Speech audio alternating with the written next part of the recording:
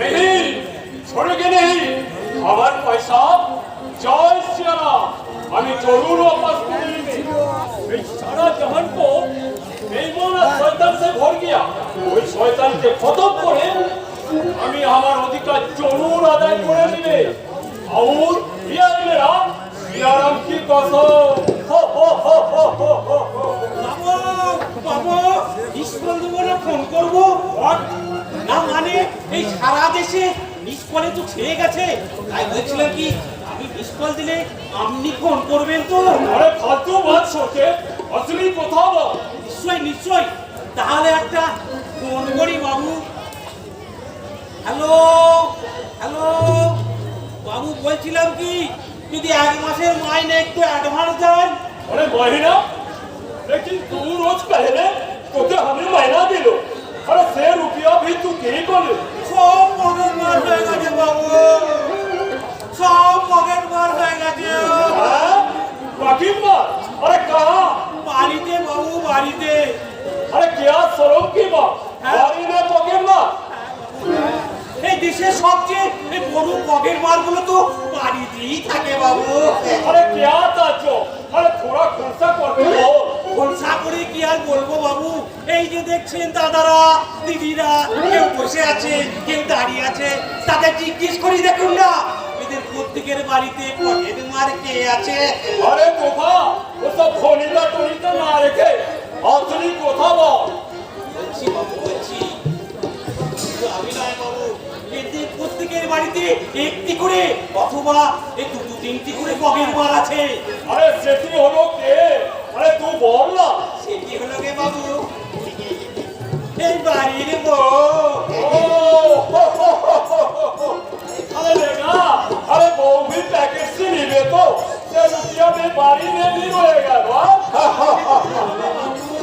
এই পকেট মারের টাকা যদি একেবারে বোকা ভারে ঢোকে না বাবু সেই টাকা আর মরে গেলেও বই দেবে না নইলে এমন একটা নাইস হিন্দি ছবি अरे तू सड़क देखी वो हिंदी छवि जी खाया नहीं ले মিস কল দেবেন না বাবু মিস কল দিলে বড্ড দুঃখ হয় এই বুকটা যেন তোমার টাকায় টাকা মামুনি হলে এই হিন্দি ছবির এই দুর্বাসনা হাতের লাইনটা নায়িকা থেকে যদি একেবারে দেখে अरे अरे क्या अरे तेरे चॉइस चला अरे ये तू क्या बात बोलता है अरे भाग गया थे भाग যাচ্ছি বাবু যাচ্ছি কিন্তু কিছু টাকা দিলে ওই হিন্দি ছবিটা क्या मैं हिंदी छवि ये ले 100 रुपया और भाग जा यहाँ से भाग 100 রুপিয়া বাবু কিন্তু গেল বাবু ওই হিন্দি ছবিটার আধে লাইনটা নায়িকাটার খরচা কিন্তু কিছু টাকা না দিলে আমার বইয়ের পোষক খরচাটা কি করে হবে अरे चॉइस चला पोसो खर्चा সেটা আবার কি আছে হ্যাঁ বাবু হ্যাঁ আমার বইয়ের না ছেলে হবে বউ আমাকে আদর করে 100 টাকা চেয়েছিল আমি দিতে পারিনি সেই আগে বউ যদি ছেলেটাকে আটকে রাখে আরে তাহলে কি হবে বাবু अरे तू साला बहुत खतरनाक आदमी আছে তোকে আমি নগরী থেকে বরখাস্ত করিয়ে দেবে না বাবু না अरे अरे কি করবেন না বাবু अरे रोना मत अरे ये बता दो बा তোমার পেট ওসব বন্ধ হয়ে अरे वो छोटे बड़े সিয়ারাম দিদি ये ले একটি মাত্র বউ সে যদি ছেলেটাকে আটকে রাখে अरे তাহলে কি হবে বাবু ये 500 रुपया মিস কল দিয়ে ডাকবেন না বাবু এই মিস কল দিয়ে না বড্ড আমার দুঃখ বুকটা যেন কেমন আমার থাপা করে আচ্ছা বাবু আমার বইয়ের মতন একটু আদর করে ডাকতে পারেন না এই তুফা মোহাম্মদকা যাই বাবু যাই এখন অনেক কাজ পড়ে আছে 500 টাকা আজ আমার বউ আমাকে যা আদর করবে না আজ আমার বউ আমাকে যা আদর করবে না जय श्री राम वो बेटा तोबा बहुत मजेदार आदमी আছে लेकिन हमारी छाती का अंदर वही हंसी गान आनंद नहीं मौजूद আছে সেখানে আছে শুধু জ্বালা হ্যাঁ, আমি চাই সেই চালার অবসান। ওই কিনে জিন্দা আছে, জিন্দা আমাকে চুপ থাকতে হবে।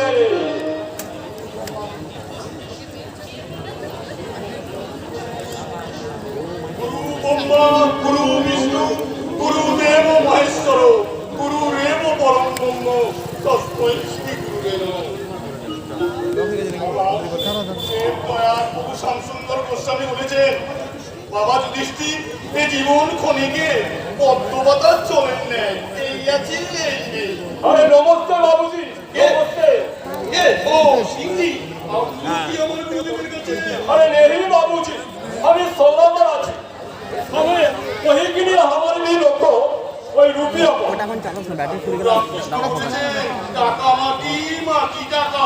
फाका वही आवाज फाका आवाज আছে বাবুজি।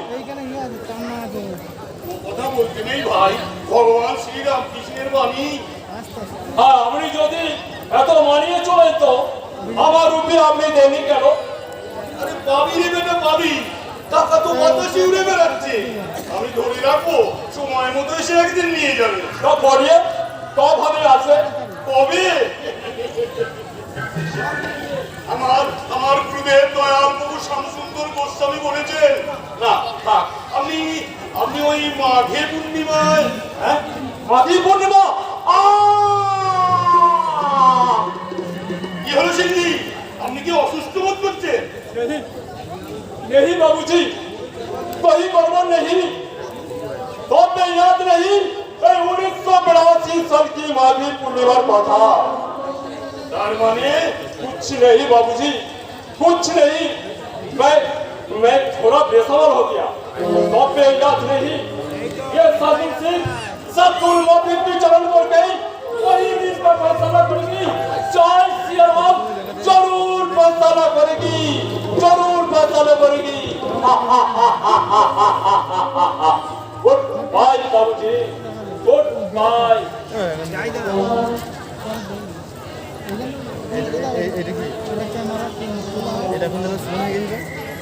দয়াল প্রভু শ্যামসুন্দর গোস্বামী, আপনি বলে দিন প্রভু, এই সুরের বাচ্চা ছিল কে? কি ওর পরিচিত পরিচয়? মাঘে পূর্ণিমার পরে সদা চমকে উঠলো কেন? কবে কি ও? আমার চলার পথে কণ্ঠমুক্ত করতে আমি যে কটা ফোন করেছি তার সঠিক হিসেব আমার কাছে নেই। প্রয়োজনে সেই বেহিসেবি খাতায় ওই সুরের বাচ্চা দিয়ে দেবো। না, এ কথা আপনার মতো মহান মানুষের মুখে মানায় না স্যার। নিশ্চয় না স্যার, যা সত্য তাই আমি বলছি। স্বার্থের প্রয়োজনে যে আর সকলের সঙ্গে নিজের স্ত্রীর রক্তে হাত লাগাতেও দ্বিধাবোধ করে না, সে যদি মহান পুরুষ হয় তাহলে শয়তানকে। এদেশের শয়তানের তকমা দাবি দিতে হয় স্যার, যারা নিঃস্বার্থ ভাবে পরোপকার করে আর অন্যায়ের প্রতিবাদ করে সস্তার নাম কিনতে চায় স্যার। কি বলছো তুমি জানো? Yes sir, it is fact. আপনার মতো মহান মানুষরাই তো বর্তমান কলিযুগের জীবন্ত ভগবান স্যার। তারাই তো এই মহান দেশটাকে চালাচ্ছে স্যার। তাই নাকি? তাহলে তাহলে আমি ভোটে দাঁড়ালে ভগবান শ্রী রামকৃষ্ণের কৃপায় আপনি যে জিতবেন এবং মন্ত্রী হবেন এই কথা আমি হলফ করে বলতে পারি স্যার। কারণ আপনার মতো দেবতুল্য মানুষকে বাইরে দেখে এ দেশ কখনো চলতে পারে না স্যার। চলো, আমি মন্ত্রী হলে আমার এত বড় বিজনেস। একসঙ্গে দুটোই চালিয়ে যাবেন স্যার। কারণ বর্তমান সমাজ ব্যবস্থায় রাজনীতি হলো বড় ব্যবসা। বিনা মূলধনে কোটি কোটি টাকা রোজগারের সুন্দর পথ এই ভারতবর্ষের কোনো ব্যবসায় নেই স্যার। বাবা বাবা বাবা, তুমি তো দেখছি বুদ্ধিতে কলিক চালুক্ত হয়ে উঠেছো। নইলে আপনার মতো মন্ত্রীর পার্সোনালাইজ ইচ্ছেন হবো কি করে স্যার? এনিহাউ ওই পোস্টটা তো আমাকেই তখন করতে হবে স্যার। হবে, তোমার তোমার জীবনে উন্নতি হবেই, কিন্তু কিন্তু এমন একটা খুশির দিনে বাগান বাড়িতে পূজার উপকরণ সব কিছু রেডি আছে স্যার। কিন্তু দেখো আর যেন আবার ওই সেই 40 বছরের চুক্তি করে গেল। না স্যার, আজ আপনার জন্য সুন্দরী সরসী রীনা চ্যাটার্জি। থামো থামো, এখন এখন আমার গুরুদেবের চরণ বন্ধনের সময় হয়ে এলো। এই সময় কাঞ্চনের কথা বলতে নেই বাবা। আমি আমি খুব শীঘ্রই এই জগৎ সংসারের মায়া ত্যাগ করে দয়াল প্রভু শ্রীরাম রামচন্দ্র গোস্বামীর চরণে আশ্রয় নিতে আমি বৃন্দাবনেই চলে যাচ্ছি। সে কি স্যার, আপনি যদি বৃন্দাবন চলে যান, আপনার বাগান বাড়ির এত সব আয়োজন আর ওই সুন্দরী সরসী রীনা চ্যাটার্জির কি হবে স্যার? বুঝতে পারলেন হলো, আমি এখনই তোর বৃন্দাবনে চলে যাচ্ছি না। তাছাড়া আজ রবিবার, এই রবি ছুটির দিনে এই সুন্দরী সুরসীর সেবা দিতে আমার গুরুদেবের কোনো নিষেধ নেই। গুরু ব্রহ্মা, গুরু বিষ্ণু, গুরুদেব মহেশ্বর, গুরুরেব পরম ব্রহ্ম, তস্मै শ্রী গুরুবে নমঃ।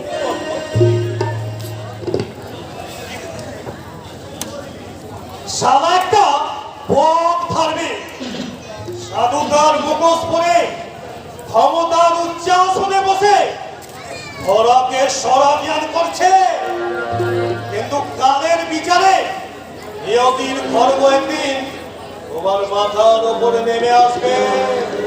আরে সেই দিন আমার হিসাব আমি কড়াই গুন্ডায় উসুল করে দেব। রাজকে মুঝে শিক্ষা দেবো, বলা নেই তোরে হুট করে অবাক হলেন মনে হচ্ছে। আপনি কেন দেবেন? অবাক হলেন? যার পেটের বাড়ি থাকা একটা শহর অন্দর মহলে কেন? এখানে কি আমার কোনো প্রয়োজন থাকতে পারে না? পারে নিশ্চয়ই পারে, কারণ কর্মচারী হিসেবে আপনি শুধু কি তাই, অন্য কোনো ভাবে আপনার সঙ্গে? নো নেভার, কারণ মালিক আর চাকরের শব্দ কখনো এক হয়ে হতে পারে না। কিন্তু মিস দাশগুপ্তা, আপনার বাবার বিচারে যে আমি মনে মুক্তি কথা জানি না আমি but you remember mister Majumdar, ছাতা ছেঁড়া হলে তার স্থান কিন্তু মাথার উপরে, আর যদি লাখ থেকে পাওয়া গেলে তার স্থান কিন্তু পায়ের নিচে হয়। আপনার বোধহয় জানা নেই মিস দাশগুপ্তা, আপনার বাবার শয়তানিতে সঙ্গ দিতে গিয়ে আজ আমিও এক কিংবদন্তি শয়তান। Yes! আমি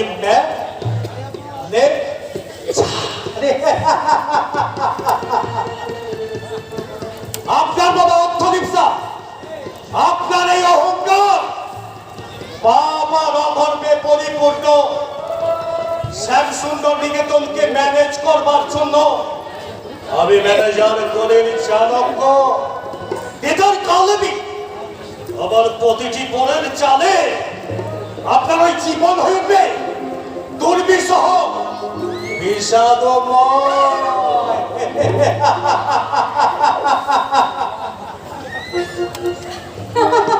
আরে যাও যাও যাও, আরে এবার তোমার হাসপাতালে নিষ্পাতালে শিকারের গর্বের মুখটা একটু কাঁপবে না, কারণ আমি জানি তুমি লোক দন্তের বাপ ছাগলের থেকে খারাপ। তাই ওর কারা করে শুনে আমি শাহরুখ মজুমদার, আমার এই সৌভাগ্য রেখা সাথে পৃথিবীতে কারণ নেই, তখন হতে পারে না কিছু নেই। অন্ধ অভিজাত্যের মোহে মানুষ যখন বাস্তব জ্ঞান হারায়, তখন তার ঠিক এমনই পোলা পকে। কি দাদা তুই? হ্যাঁ, আমি তোকে একটা গল্প বলতে এলাম, শুনবি? গল্প আমাকে? শুধু গল্প নয় রে, আমার নিজের চোখে দেখা এক সুন্দর অত্যাশ্চর্য দৃশ্য বলছি শোন। দেখলাম একটা মুমূর্ষ রোগী, যে নিজে কিনা সোজায় উঠে দাঁড়াতে পারে না, সে কিন্তু অন্য আরেকটা রোগীকে এই ফুলের তোড়াটা দিয়ে অভিনন্দন জানাচ্ছে। বাহ দাদা বাহ, ভেরি ইন্টারেস্টিং তো গল্প। হ্যাঁ, সেজন্য তুই ফুলের তোড়ে নিয়ে নাম তোকে দেবার জন্য। নে ধর। আমাকে? বাহ, খুব সুন্দর দাদা। কি দাদা, হঠাৎ আমাকে কেন? এই ফুলগুলো দিয়ে অভিনন্দন জানালাম সেই রোগীটিকে সৃষ্টি করবার জন্য। তার মানে আমার পিছিয়ে তোর কাজের যোগ্যতম পুরস্কার ছিল এই চাবুক। দাদা, কিন্তু তাকে আমি দিতে পারলাম না রে, কারণ কোনো বোন যখন কুশিক্ষার কবলে পড়ে বিপদগামী হয়, তার দায় ভাবছি দাদার উপরও বর্তায় রে, দাদার উপরও বর্তায়। দাদা তোমার কথাগুলো আমি কিছু বুঝতে পারছি না, কিন্তু এটা বুঝতে পারছি ফুলটা স্কাউটের প্রদীপের হাতের ফুল, তাই নোংরা ফাঁচায় আমি এটা গাছগুলো ছুঁড়ে গঙ্গার জলে মরা ভাসিয়ে যেমন গঙ্গাকে অপবিত্র করা যায় না, তেমনি ওই ভালোবাসার ফুলে ঘৃণার প্রলেপ দিও তার মহিমা বিলুপ্ত হয়ে যায় না রে বোন, বিলুপ্ত হয়ে যায় না। জানিস না, পরোপকার যে মানুষকে কতখানি মহান করে তুলতে পারে।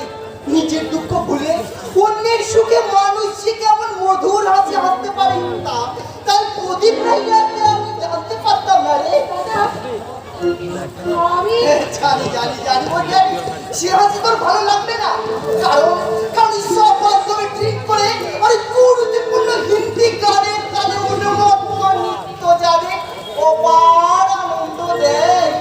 ওই স্বর্গীয় হাসির মাধুরী গানা কখনো দিতে পারবে না রে বোন। দাদা, তুমি কি জানো সে রাস্তা মাঝখানে দিয়ে আমাকে অপমান করেছে, এমনকি এমনকি আমার গাড়িটাকে সে উল্টে দিয়েছে দাদা। তোকে ঠেলে ফেলে দিয়েছে তাই তো, কিন্তু কেন সে তোর গাড়িটা ঠেলে ফেলে দিয়েছে তা তো একবার বললি না বোন। মানে মানে আর রাস্তার উপর গাড়ি রেখে মদ খেয়ে তোরা বিড়াল লাপনা করছিস। দাদা, আর সে একজন অসুস্থ ফুটপাত পাশে হাসপাতাল নিয়ে যাচ্ছিল চিকিৎসার জন্য। সে অনুরোধ করা সত্ত্বেও তোদের ওই মদের নেশা ফিকে হয়ে যায় বলে তোরা তোদের গাড়ি রাস্তা থেকে সরাস। দাদা, একটা মৃত পথযাত্রী মানুষকে বাঁচাতে সে তোদের গাড়িটাকে উল্টে ফেলে দিয়েছে, আর সেই অপরাধে তোদের মাথার ফাটিয়ে দিলি। বাহ, চমৎকার! বিজ্ঞানের যুগে শিক্ষার অগ্রগতি নির্ধারিত শুভ। অনুমানে মুখটা ছড়াচ্ছ বর্দা, ডানা থাকলে যে পাশ হয় না আসলাই তার প্রমাণ। হ্যাঁ বর্দা, লেখাপড়া শিখলে যে শিক্ষিত হওয়া যায় না তার প্রমাণ এই বর্তমান সমাজে অনেকেই আছে। মিঠুন, তুই কি আমাকে অপমান করতে এখানে এসেছিস? হিন্দি সিনেমা নেই দিদিমণি, কারণ কারণ ওই নামে মিঠুন কিন্তু কাজে সিনেমাটিও নয়। ওই ফুটপাত থেকে কুড়িয়ে আনা এক সামান্য চাকর মাত্র। মিঠুন, বর্দা, যখন এই বস্তির ছুটিতে বাস করতাম তখন তখন আমার দিদি দীপা ওই পরের বাড়িতে ঝিগিরি করে আমায় খাইয়ে মানুষ করেছে। তারপর তারপর একদিন ওই বাসের নিচে চাপা পড়ে আমার দিদির শরীরটা নিথর হয়ে গেল, আর আমি হয়ে গেলাম এই সমাজের বুকে আবর্জনা ফুটপাত বাজি। ওসব কথা এখন থাক মিঠুন, ওসব কথা এখন থাক। থাকবে কেন বর্দা, থাকবে কেন? তারপর তারপর তুমি তো সেই কুকুরটাকে মানুষ ভাবে তুলে নে এই বাড়িতে আশ্রয় দিলে, আর প্রথম দিনই দিদিমণিকে দেখে আমার হৃদয় তো বসে ভেবেছিলাম এই শিক্ষা নয়, আমার দিদি দীপা, আমার মা, আমার অন্নদাত্রী। মিঠুন, তুই বড় আশা করেছিলাম দিদিমণি যে তুমি হবে আমার দিদির মতোই অন্নদাত্রী, অন্নপূর্ণা, কিন্তু কিন্তু সে আশা আমার ধূলিসাৎ হয়ে গেল যখন দেখলাম ওই প্রদীপ বাবুর মতো একটা পরোপকারী নিরপরাধী ছেলেকে তুমি। তুই প্রদীপকে দেখতে গিয়েছিলি মিঠুন? শুধু দেখা না বর্দা, ও বাড়িতে এক নতুন অভিজ্ঞতা নিয়ে। তাই নাকি? তা প্রদীপ এখন কেমন আছে রে? আগে বেকার বলে লাঞ্ছনা গঞ্জনা খেয়ে দুবেলা ভাত পেত, আর এখন তো মাথা পেটেছে, তাই সংসারে সব লাঠি ছাটা। কি বলছিস মিঠুন? অমন একটা অসুস্থ ছেলেকে আমার সামনে ওকে প্রতি যেভাবে অপমান করলো তাতে তাতে আমি হলেও বাড়িতে এক মুহূর্ত থাকতে পারতাম না। কিন্তু ও যে বেকার, তাই সব লাঠি ছাটা সহ্য করার শক্তি ঈশ্বরকে দিয়েছেন মধ্যে, ঈশ্বরকে দিয়েছে। মিঠুন, দয়া করে তুই চুপ করবি কি? কেন দিদিমণি কেন? ওই বেকার বাউন্ডুলের ছেলেটার কথাগুলো কি খুবই অসহ্য লাগছে? মিঠুন, বর্তমানে আমাদের মতো মতকর্মী ধনীরা সত্যকে মিথ্যা আর মিথ্যাকে সত্য সাজিয়ে আমরা খুব ভালো অভিনয় করতে পারি, তাই না রে? তখন তুই কি পারবি ওই রকম একটা অভিনয় করতে? কিসের অভিনয়? প্রদীপের সঙ্গে মিথ্যা মৌখিক প্রেমের সান্ত্বনার অভিনয়। আমি কি বলছো তুমি এসব? হ্যাঁ, আমি ঠিকই বলছি। এতে হয়তো তার জীবনে লাঞ্ছনা গঞ্জনা আর বেকারত্বের জ্বালার অবস্থান হবে না। দাদা, তুই তোর শিক্ষা বিবেক আর মনুষ্যত্বকে তুই এই বলে কৈফিয়ত দিতে পারবি যে তুই তো ভুলের মাসুল দিছিস আর তুই করেছিস মহাপাপের প্রায়শ্চিত্ত। দাদা মহাপাপের প্রায়শ্চিত্ত। দাদা কি হলো? দাদার মন তো শিশু বিজয় চক্রবর্তী, এবার আপনার পাশে বই ডায়লগুলো শুরু করে দিই। দিদিমণি, চোখের নোনা জলে চিড়ে ভিজিয়ে খেয়ে যারা বেঁচে থাকার স্বপ্ন দেখে তাদের সে স্বপ্ন সার্থক করার সওদাগর এই পৃথিবীতে কেউ নেই দিদিমণি, কেউ নেই। সত্যি কথা বলবি? কি কথা দিদিমণি, কি কথা? তুই কতদূর পড়াশোনা শিখেছিস আর তোর প্রকৃতিগত যোগ্যতা কি? মিঠু, দিদিমণি, দাঁড়ি পড়লে মাপার মতন শিক্ষাগত যোগ্যতা আমার নেই, তবে তবে নিজের মনকে এই ভেবে সান্ত্বনা দিই যে এই সমাজ সংসারের জীবনের পাঠশালায় আমি একজন ফার্স্ট ক্লাস গ্র্যাজুয়েট। মিঠু, তাই যদি হয় তাহলে কেন কেন তুই এবার থেকে চাকরির কাজ করছিস বল? কারণ এখানে আমার ধন মান সর্বস্ব আছে, তাই। সেটা কি রে মিঠু? আমার দিদি। মিঠু, তুমি আমাকে ভাই বলে মনে না করলো, ভালো না বেশে ঘৃণা করে তাড়িয়ে দিল, এই বাড়ি ছেড়ে আমি কোনোদিন যাবো না দিদিমণি, কোনোদিন। মিঠু, মিঠু শুনে যা। মিঠু চলে যাস না। মিঠু, মিঠু শুনে যা। মিঠু, মিঠু। প্রদীপ, আজ আজ আমারই ভুলে তুমি আহত সহ্যগত হয়তো তোমার বেদনাত জীবনের কারণ হতো আমি, যেসব তোমার হাতের ফুল ওই মাটিতে ফুলে দিয়েছিলাম। আজ আজ ভালোবাসার জীবন সর্বঙ্গে এই ফুলটা ফুটে উঠতে চাইছি আর আর মন থেকে বলতে চাইছি তুমি তাই, তুমি তাই গো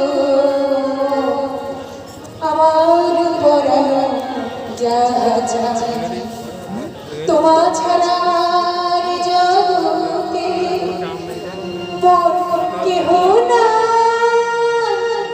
কিছু নাই গো আমার পরানো যা যা আমার পরানো যা যা তুমি তাই গো আমার পরানো যা যা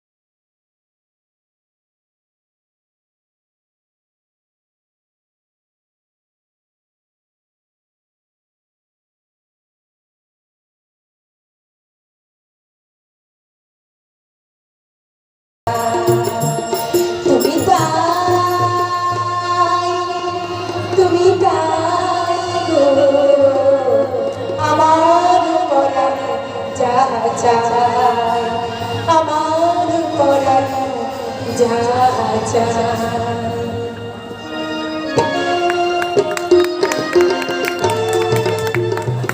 সংসারে কি লাগবে তা সবকে বলে দিতে হবে নাকি? জানি গো বা জানি, কিন্তু বর্তমান যুগ ছড়বে আমার জানা প্রয়োজনটা তো নাও লিখতে পারি গো বা। শোনো, বেশি দাম দেবেন না। আপনার মতো স্কুল মাস্টারের জ্ঞান এখানে শেখারের জ্ঞান। আমি জানি গো বা, সেটা শুনে ধন্য হলাম, সেটা আমি মর্মে মর্মে বুঝতে পারছি বৌমা। বৌমা? আমি একেবারে ধন্য হয়ে গেলাম। শুনুন, এই বোঝার দরটা একটু একটু কম বলে হয় না? জানো বৌমা, আগে আগে সংসারে সারবস্তু ছিল বৃদ্ধ বাবা মায়েরা, কিন্তু কিন্তু বর্তমান যুগে এখন তারা ভারী জঞ্জাল। আর আগে আগে সংসারে পুরুষ মানুষ ছিল পরিবারের কর্তা, কিন্তু কিন্তু এখন বর্তমান যুগে এই কলিযুগের বৌমারা ধরেছে সংসারের হার। কেন? তাতে কি মহাভারত একেবারে অসুন্দর হয়ে গেছে নাকি? আপনার গায়ে একবারে ফসকা পড়ে গেছে নাকি? না বৌমা না, তাহলে সংসার কারাগারে বন্দি পাখিদের অনেক দায়িত্ব, আর সেই দায়িত্ব পালন করা মেয়েদের পক্ষে সম্ভব নয়, এই তো। শুনুন, কারণ ওরা যদি সংসার চালায় তাহলে আপনাদের মতো বাবা মাদের খুব অসুবিধা, তাই না? এই তুমি কি বলছো বৌমা? আমি ঠিকই বলছি, কারণ ছেলের মাথায় হাত বুলিয়ে আর সর্বশান্ত তাকে করতে পারবেন না। সংসারে কোনো বাবা ভাই চায় না তার ছেলেকে সর্বশান্ত করতে। আর কেউ না চাইলো আপনাদের মতো স্বার্থপর বাবা মারাই চায়। বৌমা, হ্যাঁ, তুমি ভুল করলে বৌমা। মানুষ মৃত্যু হলে কিছু তার স্মৃতিগ্রস্ত হয়ে যায়, তাই তারা স্থান কাল পাত্র ভুলে গিয়ে কখনো কখনো অসুচক কথা বলে ফেলে বৌমা। তাই বলে কোনো বাবা মাই চায় না তার ছেলেকে সর্বশান্ত করতে। যদি সর্বশান্ত করত তাহলে তারা নিজেরা না পেয়ে কখনো ছেলেকে খাওয়াতো না, এইভাবে তারা মানুষ করতে পারতো না বৌমা। নিজে মানুষ করেছেন তা তো দেখেই বুঝতে পারছি। সে কথা আর বলতে হবে না বৌমা, তোমার আচার ব্যবহারে তুমি তো বুঝিয়ে দিয়েছো আমাদের শেষ পরিণতি কি। বলে এর মধ্যে আপনি আবার ফুসকা দিলেন কেন? ভরত দিতে নয় না, ভরত দিতে নয়, আমি তোমার কাছে অনুরোধ করতে এসেছি মা। আমরা যদি কোনো অন্যায় করে থাকি তাহলে তোমার পা থেকে জুতোটা খুলে তুমি আমার মুখে মারো মা।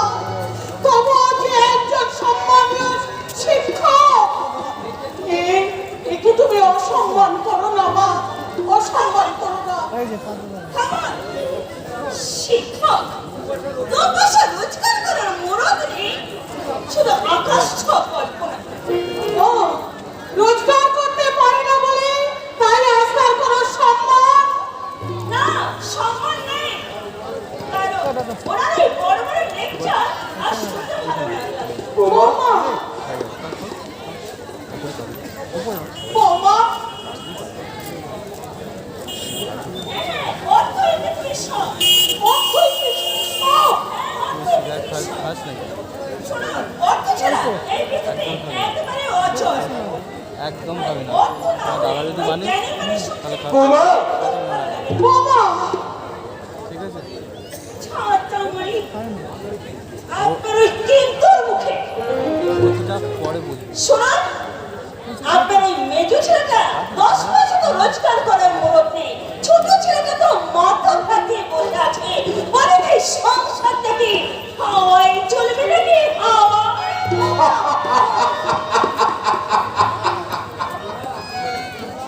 করুণা, বিশ্ববিখ্যাত নাট্যকার শেখ শ্রীরাম বলেছিল, "যাওয়ার প্রশ্নে এই পৃথিবী যাচ্ছে রঙ্গমঞ্চ, আর আর জীবন রঙ্গমঞ্চে আমি শেষ প্রান্তে দাঁড়িয়ে এই জীবনের প্রতিটা মুহূর্ত মুহূর্ত আমি অনুভূত করছি করুণা। কিন্তু বৌমার কথা প্রতিবাদ না করে তুমি ভুল করেছো। করুণা, এই সংসারে আমাদের মতো বৃদ্ধ বাবা মায়েরা সারা জীবন শুধু মনে করে থাকে করুণা।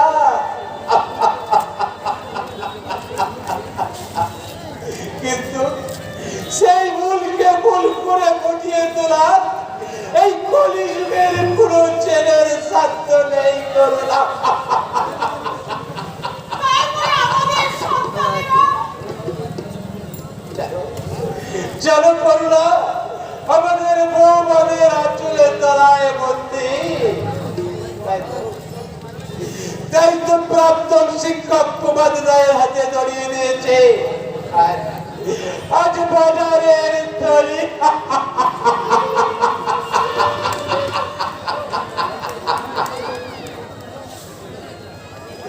কোন দিন আমার এনে দেবে ওই বউমা পরনে কাপড় খারাপকে ছেড়ে দেওয়ার জন্য।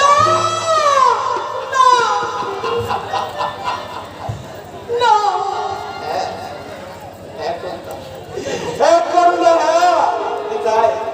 এটাই বর্তমান শিক্ষিত সমাজের ভবিতব্য।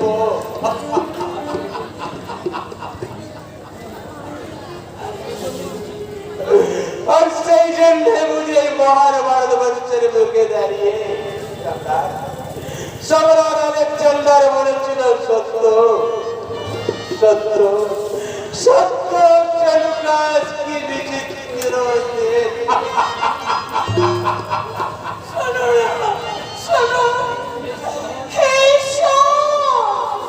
তোমার কাছে কি এমন অপরাধ আমি করেছিলাম ঠাকুর? তুমি আমাকে এমনি ভাবে দিলে দিলে দক্ষে মারছ। ওগো ঠাকুর, আমি যদি তোমার চরণে মৃত্যু মাত্র পূর্ণ সঞ্চয় করে থাকি, তাহলে তার বিনিময়ে ওই মানুষটার মনে একটু শান্তি দাও ঠাকুর, একটু শান্তি দাও। বলে এই যে মা, আপনি এখানে ওই প্রদীপ কোথায়? আপনার সে বেকার বাউন্ডারি ছেলেটা কেন বাবা, প্রদীপকে তোমার কি দরকার?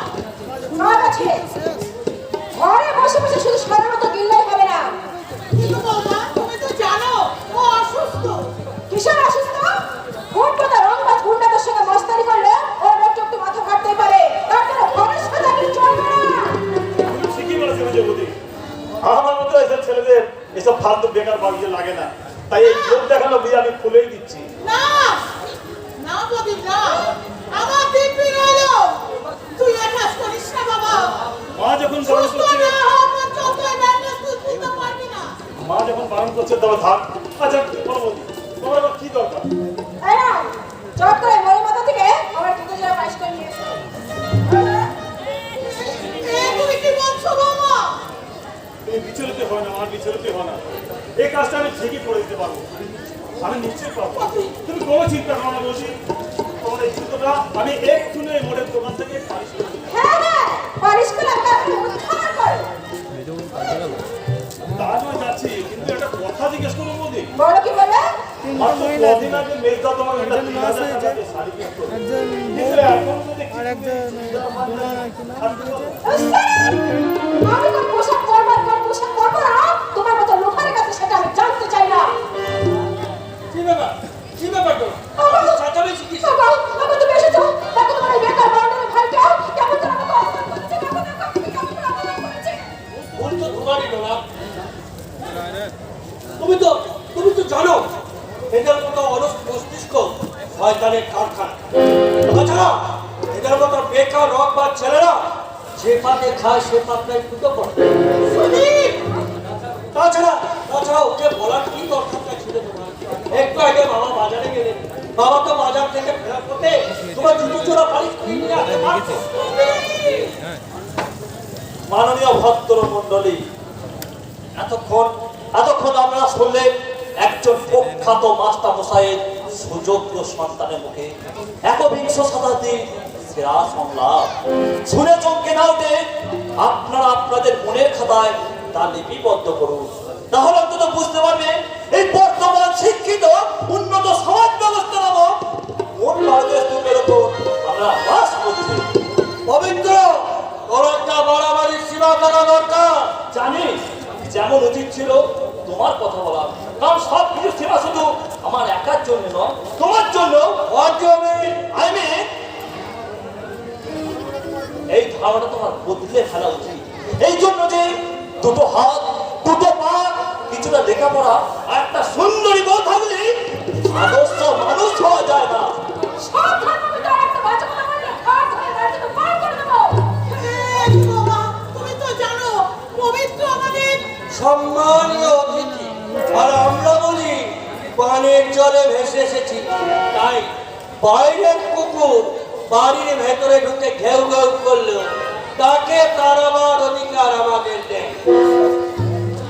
শোনো না, ভদ্রলোকের বাড়িতে ভদ্রলোক এলে তাকে যোগ্য সম্মানী দিতে হয়, কিন্তু জব থেকে পোশাক করলে ভদ্রবেশী ছোট লোকদের কখনো এখানে বাড়িতে চাইতে হবে না।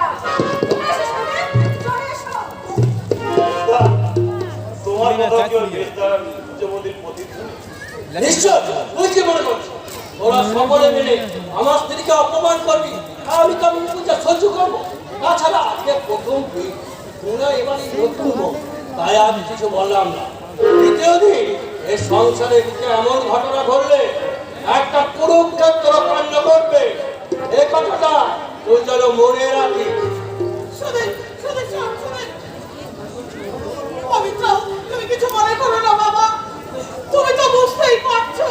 মা, আমি যে প্রদীপের বন্ধু, তাই সহ্য শক্তির ক্ষমতাটা আমি তো ওর কাছ থেকে পেয়েছি।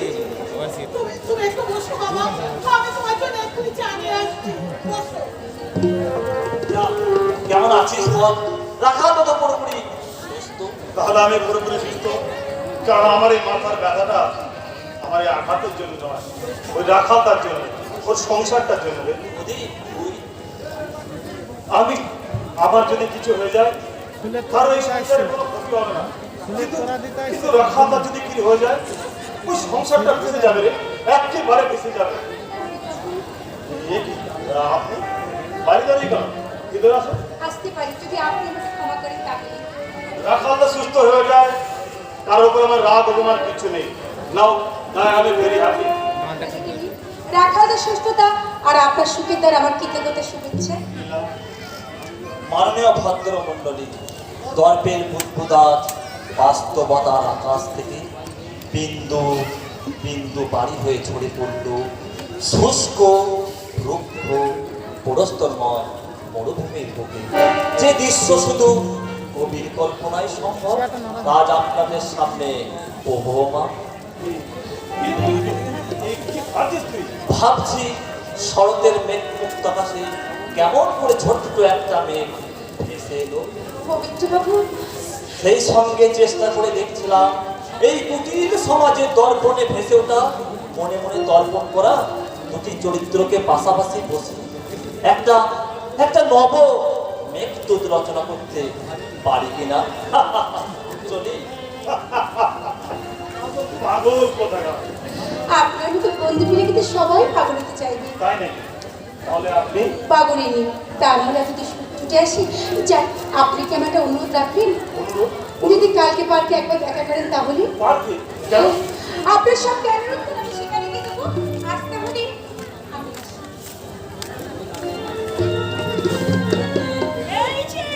এই যে বেতাল বাপদের ছেলে, বলি বাড়ির কাজ ফেলে রেখে এখানে যে মনের মানুষ নিয়ে কি আনন্দ করছো, ওদিকে বাড়ির কাজগুলো কে করবে শুনি? মানে বাসনগুলো তো একটু পরে মাঝে হবে বলি, তাই একটু পরে যদি।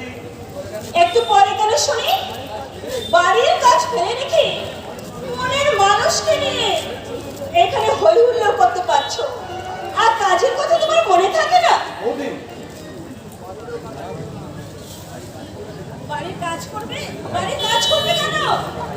এখানে বাইরে আটকা মারার সময় কোথায়? রোজগার করার মরদ নেই, অথচ বসে বসে অন্ন ধ্বংস করতে তোমার লজ্জা লাগে না? আমি হলে না গলায় দড়ি দিয়ে বলবো। আরে দাঁড়াও বৌদি, দাঁড়াও। গলায় দড়ি দিতে তো আমার ইচ্ছা করে, কিন্তু কি করবো বলো, দড়ি কেনার পয়সা নেই। এই দাও দাও দাও দাও, 10 টাকা দাও, একটা দড়ি কিনে নে। থামো, যত সব বেকার বন্ধুরে, আরে, যত সব সংসারে যন্ত্র। আমি জানি তুমি দেবে না।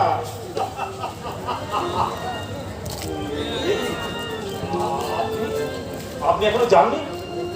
চলে গেলে কি আপনার হৃদয়ে গভীরতা দায়িত্ব অনুভব করতে পারতাম? আচ্ছা প্রদীপবাবু, এত বড় অপমান আপনি হাসি মতো সহ্য করলেন কিন্তু। হাসি মুখে সহ্য করি না শিখা দেবী, সহ্য করতে হয়, কারণ অসীম সহ্য শক্তি না থাকলে কোনো বেকার ভাই তার চাকরিজীবী ভাই কিংবা দাদার বাড়িতে বসে খেতে পারে না কিনা। আমি এখানে এসে দাদার কথা মতন আপনাকে পরীক্ষা করতে, কিন্তু এসে যা দেখলাম তাতে মনের পুতুল হয়ে সাগরে ডুব দেওয়ার সাহস না দেখলেই ভালো। আজ তাহলে আমি চলি প্রদীপ বাবু, কালকে যদি দয়া করে পার্কে আপনি আসেন তাহলে আবার দেখা হবে। আজ তাহলে আসি, বাই। বেকারত্ব জ্বালায় দুর্বিষহ জ্বালা আমাকে ঘুরে ঘুরে খাচ্ছে। আর আমি এও বুঝতে পারছি যে আমি যদি ইমিডিয়েট একটা চাকরি জোগাড় করতে না পারি তাহলে তাহলে আমার বাবা মায়ের অবস্থা আরো খারাপ হবে। তাই তাই যে কোনো উপায়ে আমাকে একটা চাকরি জোগাড় করতেই হবে। প্রয়োজন বলে আমি কুলিগিরি করবো। প্রয়োজন বলে আমি জুতো পর্যন্ত সেলাই করবো। আমি জুতো পর্যন্ত সেলাই করবো।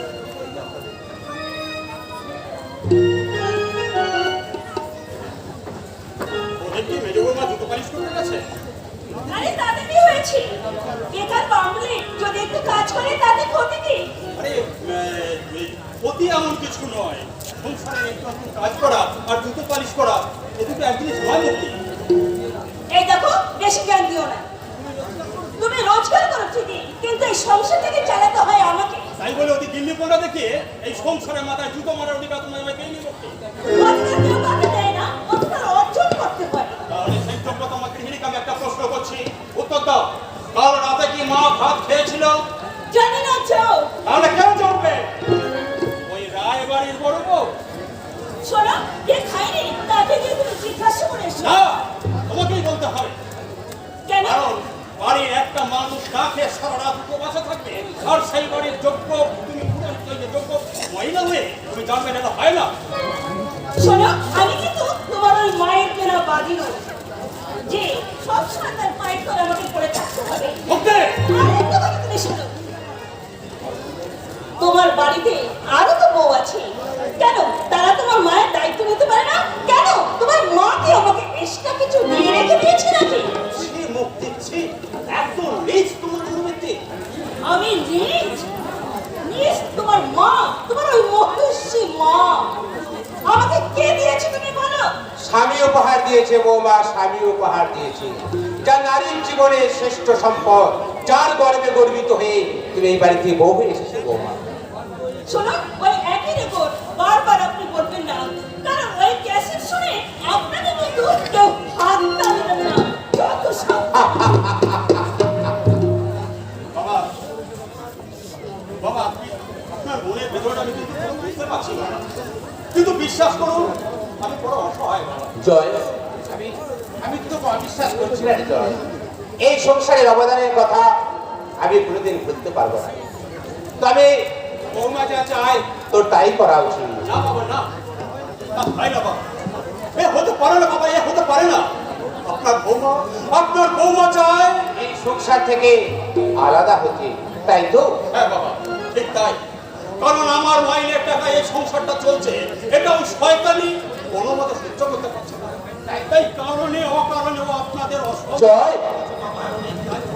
তাই তো বলছি বাবা, তুই বৌমাকে নিয়ে সংসার থেকে তুই আলাদা হয়ে যাবে জয়। আমি তো পারবো না বাবা, আমি কিছুতেই আলাদা হতে পারবো না বাবা। ওরে জয়, তোকে যা পারতে হবে রে জয়। আমি জানি, আমি জানি আমার কথা তুই কখনো আবদ্ধ হচ্ছিলি রে জয়। কিন্তু বাবা আমি আজকে হব, আপনার কথায় আবদ্ধ হয়ে যদি আমাকে নরকে নামতে হয় জয়, তাই নামবো। জয়, আপনার কথা মেনে নিয়ে আমি আপনাদের এই সংসার থেকে আলাদা হতে পারবো না বাবা। জয়, আমি আলাদা হতে পারবো না।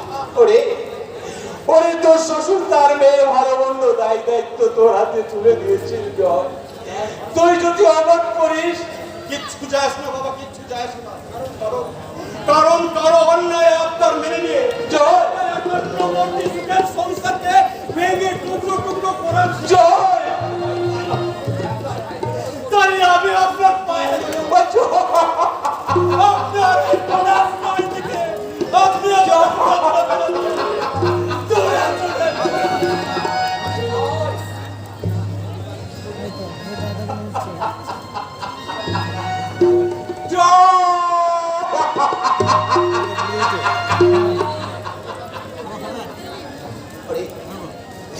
ওরে জয়দীপ, তোকে আমি কি করে বুঝাবো রে?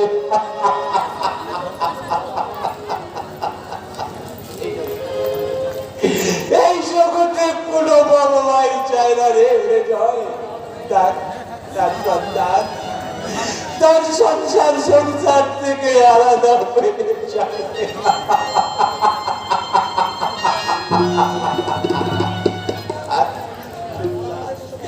এই সংসার সচাল হয়ে পড়েনি তখন। আর আমাদের